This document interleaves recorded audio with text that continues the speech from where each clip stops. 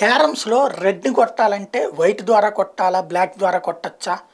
అట్లాగే డైరెక్ట్‌గా మన కాయిన్‌ని ఒకటి పోవాలంటే ఇంకొక కాయిన్ ద్వారా దాన్ని ఎట్లా కొట్టొచ్చు?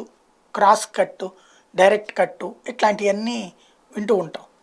రాజకీయాల్లో అట్లాంటిది చంద్రబాబుకి తెలిసినంతగా మరెవరికీ తెలీదు. లోకేష్‌కి అది నేర్పుతున్నారు ఇప్పుడిప్పుడే. యాక్చువల్‌గా పురంధేశ్వరికి ఎలాగ తన దారికి తెచ్చుకోగలిగారు అంటే భారతీయ జనతా పార్టీని. లేదంటే గనక పవన్ కళ్యాణ్ ఒకప్పుడు తీవ్రంగా విభేదించిన పవన్ కళ్యాణ్ ఎట్లా దారికి తీసుకురావాలి. ఇట్లాగా ఎవ్వరి విషయంలోనైనా పర్ఫెక్ట్ స్కెచ్ చేయగలిగారు. సుదీర్ఘకాలం పాటు కాంగ్రెస్ పార్టీకి వ్యతిరేకంగా పుట్టి పెరిగినటువంటి తెలుగుదేశం పార్టీని అదే కాంగ్రెస్‌కి దగ్గర చేయటం కలుపుకెళ్ళేటటువంటి విషయంలో కూడా తనదైనటువంటి రూట్‌లోనే సాధించగలిగారు ఆయన. ఎవరి ద్వారా ఎక్కడ స్విచ్ నొక్కితే ఎక్కడ బల్బ్ వెలుగుతుందో బాగా తెలిసినటువంటి ఆయన చంద్రబాబు. ఇప్పుడు ఆయనకి స్విచ్ కనబడుతోంది, బల్బు కనబడుతోంది.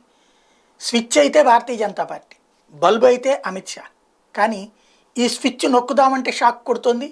అక్కడ ఆ బల్బు ఎలిగినే ఉంది. కాబట్టి ఈయన ఆర్పలేకపోతున్నారు. దాన్ని దారికి తెచ్చుకోలేకపోతున్నారు.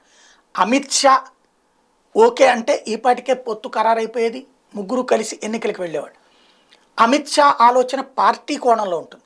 వ్యక్తిగతంగా తాము చంద్రబాబుతో మమేకం కావడం కానీ, వ్యక్తిగతంగా తాము కొంత ఆర్థికంగానో లేకపోతే రాజకీయ పరంగానో బాగుపడాలనుకునే వాళ్ళు అయితే ఇక్కడ బాబు మాట వింటారు.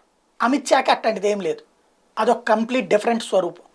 పార్టీని ఎయిదర్ 1 or 2 ప్లేస్లో తీసుకురావాలన్నటువంటి రూట్లో సాగుతున్నటువంటి అమిత్ షా మరి బాబుని కన్విన్స్ చేస్తారా, బాబే ఆయన కన్విన్స్ చేస్తారా చూడాల్సింది.